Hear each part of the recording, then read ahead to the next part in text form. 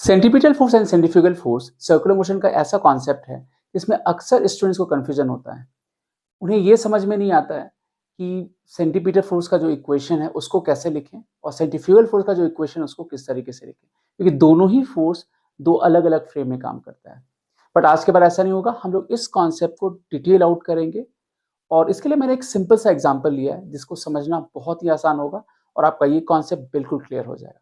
तो आइए समझते हैं सेंट्रीपिटल फोर्स और सेंट्रीफ्यूगल फोर्स के कॉन्सेप्ट को।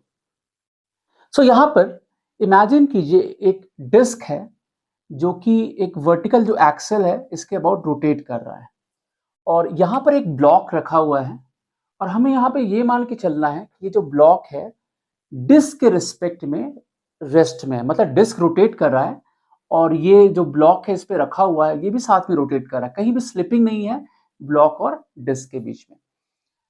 ये असम्पशन बहुत जरूरी है क्योंकि अगर हम इसका कुछ मोशन लेते हैं तो अपार्ट फ्रॉम सेंट्रीफ्यूगल फोर्सेस दूसरे फोर्सेस भी आ जाएंगे और अभी हमारा वो पॉइंट ऑफ कंसर्न नहीं है। हम लोग अभी completely centripetal force and centrifugal force पे कॉन्सेंट्रेट कर रहे हैं। तो आई होप ये सिचुएशन क्लियर है। अब यहाँ पर हम दो अलग अलग फ्रेम पिक करते हैं। सबसे पहले हम उसको पूरे मोशन को ऑब्जर्व करते हैं ग्राउंड फ्रेम में, राइट। तो ये जो ऑब्जर्वर है ये ग्राउंड फ्रेम में है, ये अर्थ से इसके मोशन को ऑब्जर्व कर रहा है। तो ये मेरा ऑफकोर्स इनर्शियल फ्रेम है। तो पहले देखते हैं कि इनर्शियल फ्रेम में क्या हो रहा है, राइट। सो अगर ये ऑब्जर्वर इनर्शियल फ्रेम में है, इनर्शियल फ्रेम हमें पता है कि जो एक्सेलरेटेड नहीं होता है, बस जिसका एक्सेलरेशन जीरो होता है, राइट। तो या तो रेस्ट में हो या यूनिफॉर्म वेलोसिटी से मूव कर रहा हो। यहाँ पर अर्थ के फ्रेम में देख रहे हैं तो of course earth is treated as inertial frame. हम लोग यहाँ से इसको ऑब्जर्व कर रहे हैं। So with respect to this frame हम लोग क्या बोलेंगे, इनर्शियल फ्रेम के रिस्पेक्ट में क्या बोलेंगे कि अगर हम देखें तो यहाँ पर जो नॉर्मल है और mg बैलेंसिंग हुआ वर्टिकल डायरेक्शन में, और क्योंकि ये ब्लॉक इस डिस्क के साथ ये भी घूम रहा है, ये r यहाँ से इसका जो डिस्टेंस है यहाँ से r है, तो ये इस r रेडियस के सर्कल में घूम रहा होगा, राइट। तो इसको फोर्स चाहिए। ग्राउंड फ्रेम से अगर हम बोलेंगे तो इसको एक नेसेसरी फोर्स चाहिए जो इसको चारों तरफ रोटेट कराएगा। और ये फोर्स डेफिनेटली, क्योंकि यहाँ पे स्लिपिंग नहीं है, ये फोर्स ऑफ फ्रिक्शन होगा और ये टुवर्ड सेंटर काम कर रहा होगा। तो यहाँ पर हम क्या बोलेंगे कि जो फोर्स ऑफ फ्रिक्शन है Fs, ये नेसेसरी सेंट्रीपिटल फोर्स प्रोवाइड कर रहा होगा।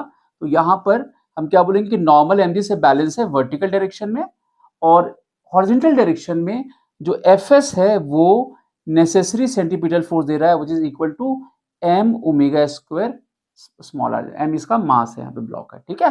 तो ये तो हो गया इनर्शियल फ्रेम और इसमें दिक्कत कहीं भी नहीं होती है। अब हम इसी चीज को ऑब्जर्व करेंगे नॉन इनर्शियल फ्रेम से, राइट।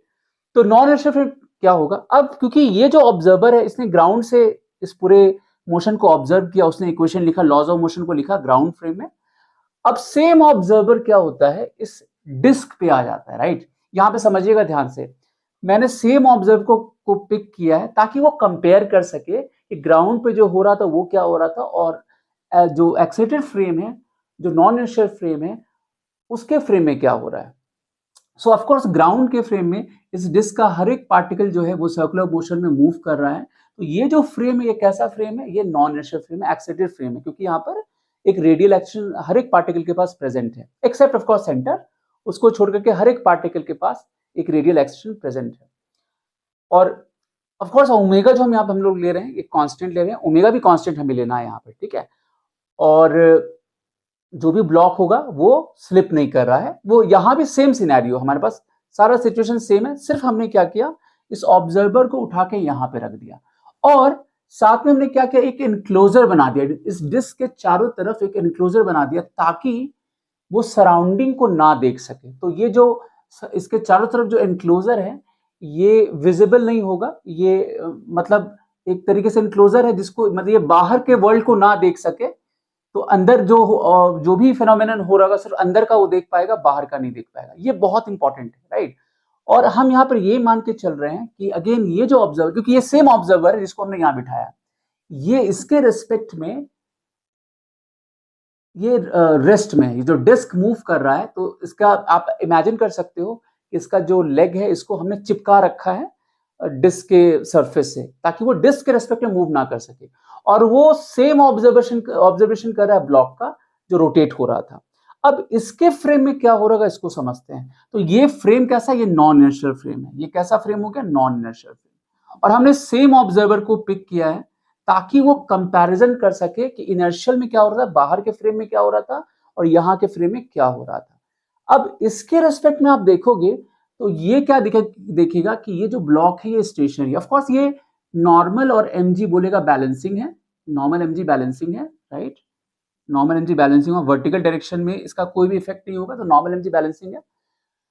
बट क्योंकि ये जो ऑब्जर्वर है और ये जो ब्लॉक है, क्योंकि ब्लॉक भी जो है इस डिस्क के रेस्पेक्ट में रेस्ट में है, कहीं मूव नहीं कर रहा है, और ये जो ऑब्जर्वर जो इस फ्रेम में है ये भी इस डिस्क के रिस्पेक्ट में रेस्ट में है।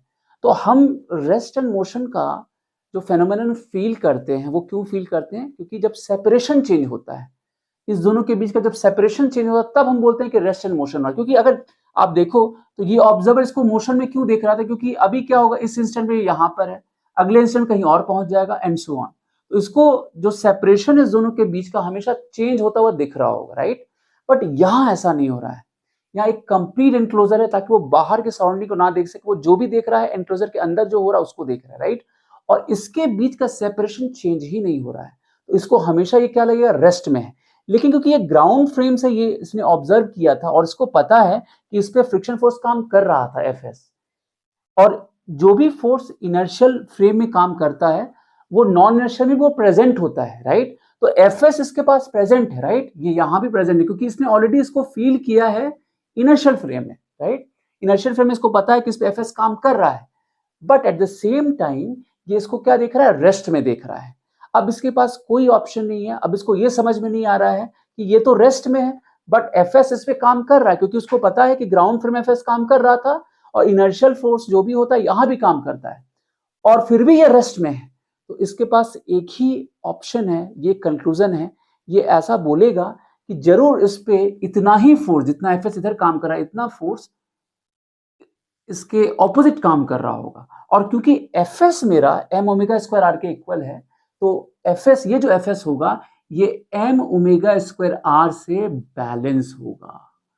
मतलब कुल मिला के बात ये है कि जब ये इस फ्रेम में है तो इसको ऑलरेडी पता है, क्योंकि ये इनर्शियल फ्रेम से नॉन इनर्शियल में गया है, तो इसको पता है कि एफएस ऑलरेडी प्रेजेंट है बट इसको रेस्ट में दिख रहा है। तो इसके पास एक ही एक्सप्लेनेशन होगा कि एफएस को काउंटर बैलेंस जो है कोई दूसरा फोर्स काम, मतलब एफएस को काउंटर बैलेंस, क्योंकि ये रेस्ट में है तो एफएस को काउंटर बैलेंस जो करेगा एक एफएस के अमाउंट का ही फोर्स करेगा जो कि इसके ऑपोजिट होगा, और क्योंकि FS M omega square R के इक्वल है तो ये एम ओमेगा स्क्वायर आर से बैलेंस हो जाएगा। तो यहाँ पर जब आप लिखोगे तो यहाँ पर जो एफएस हम लोग लिख रहे हैं ये यहाँ पर बैलेंसिंग फोर्स है, ये यहाँ पर बैलेंसिंग फोर्स है, राइट।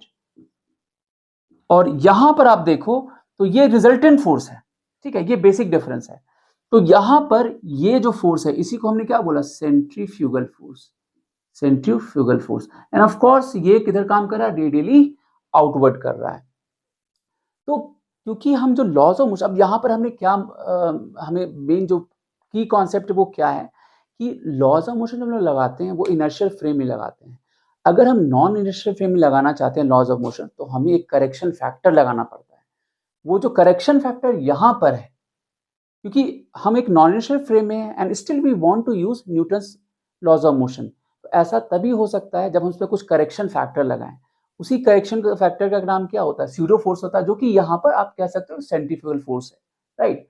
तो यहाँ पर हम एम ओमेगा स्क्वायर आर जो सेंट्रीफ्यूगल फोर्स जिसको हम कह रहे हैं वो बेसिकली एक तरीके का करेक्शन फैक्टर है जो कि हम नॉन इनर्शियल फ्रेम में लगा रहे हैं, सो दैट कि हम यहाँ भी नॉन इनर्शियल फ्रेम में भी न्यूटन्स लॉज ऑफ मोशन को अप्लाई कर सकें, ठीक है। सो जो फंडामेंटल कॉन्सेप्ट था वो ये था कि हमें पहले ये समझना था कि ग्राउंड फ्रेम में क्या हो रहा है, और अगर हम इसी सेम ऑब्जर्वर को अगर हम नॉन इनर्शियल फ्रेम में रख दें तो वो क्या ऑब्जर्व करेगा, और अकॉर्डिंगली हमें न्यूटन्स जो लॉज ऑफ मोशन उसको मॉडिफाई करना पड़ेगा। सो आई होप सेंटीपिटल फोर्स और सेंट्रीफ्यूगल फोर्स का कॉन्सेप्ट आपका बिल्कुल क्लियर हो जाएगा, हो गया होगा डेफिनेटली। आप मुझे कमेंट बॉक्स में जरूर बताना कि आपको कैसा लगा ये कॉन्सेप्ट। नेक्स्ट वीडियो में लोग फिर मिलेंगे एक नए इंटरेस्टिंग कॉन्सेप्ट के साथ। Till then take care.